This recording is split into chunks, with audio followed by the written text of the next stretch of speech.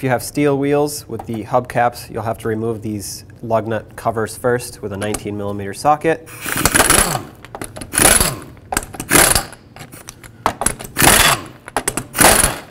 And now this cover hubcap comes off. Now remove these 5 lug nuts, also with a 19mm socket, and then we'll take the wheel off.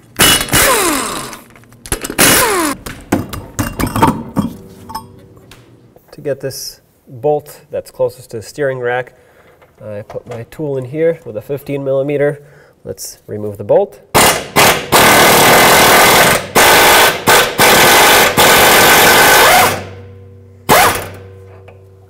There it is. Okay, there we go, we're on the bolt.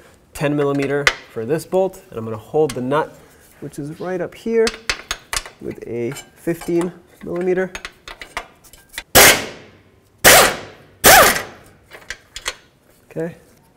Okay, remove this bolt and the nut from up here. Now let's do the same to the other side. Okay, let's do the same to this side. This side has some brake lines in the way, but just kind of push them out of the way.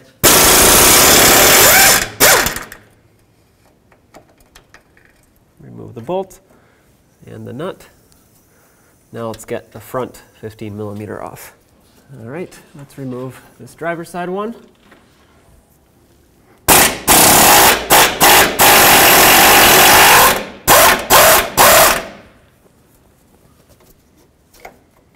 Perfect. Now back underneath with a pry bar. You can see the sway bar moves freely up and down. Let's get these brackets off of the bushings.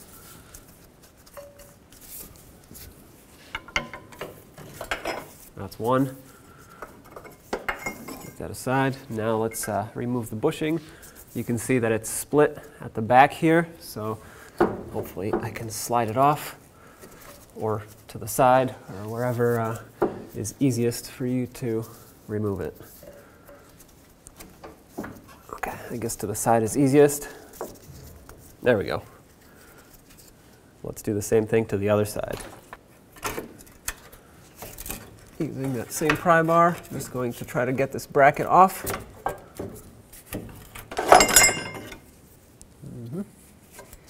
Okay, that's off, and now let's get the bushing off. I'm going to lift up the sway bar a little bit and push this bushing out to the side, just like I did on the passenger side. There it goes. And once it's out here, just kind of peel it off, remove it, and there you go. Your old sway bar bushings are out.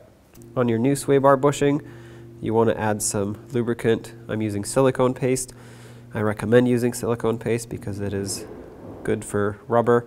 It won't deteriorate. If you use any sort of oil-based grease, it'll swell up the rubber over time and damage it prematurely. So just add some in here. You don't need much because it'll just squirt out the sides, but a little bit so that when the sway bar goes up and down, it doesn't rub dry and break down the rubber. So let's get this on. When you install it, make sure the split is facing towards the rear of the vehicle. The reason they do that is so that as you're driving forward, water doesn't make its way in and collect in there. So I'm going to slide this on. It's going to make a mess on the sway bar, but it is what it is. Clean it up after, but at least it'll slide easily.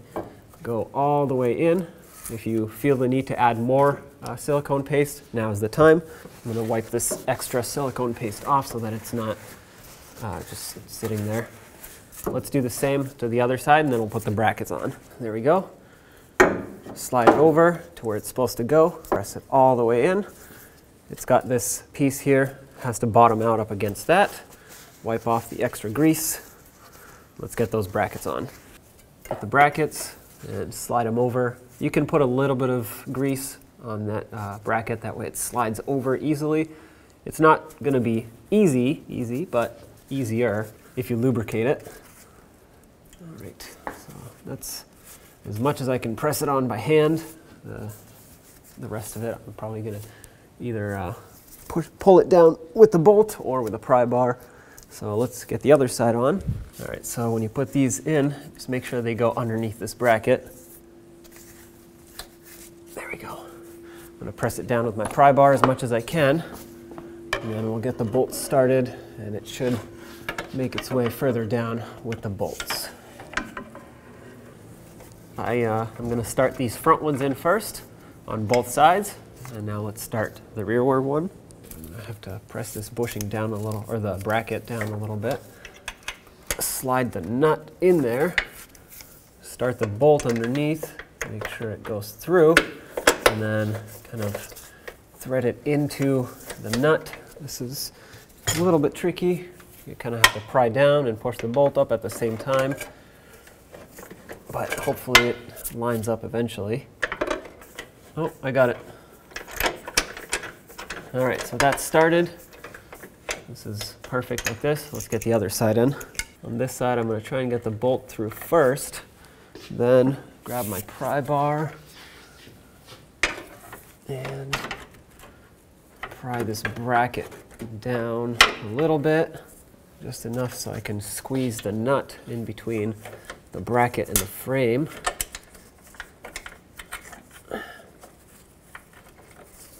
And once it's in there, put the bolt in. Oh, there we go. That caught on, so now we can tighten them up. So let's start by snugging these rear bolts up, 10mm socket and 15 wrench. Hold the nut and snug up the bolt. Okay, we'll come back and torque them after, but for now let's do the other side.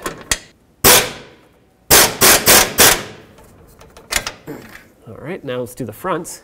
Now let's tighten these front ones, 15mm socket. That's one. Let's do the driver's side. Let's tighten up the driver's side.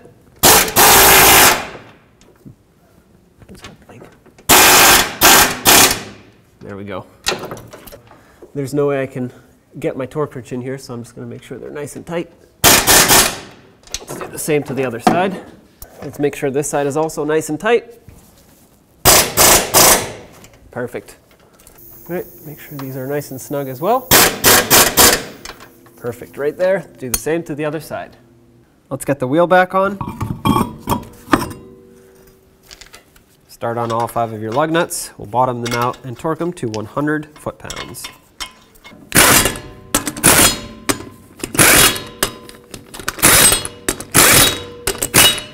Torque these to 100 foot-pounds.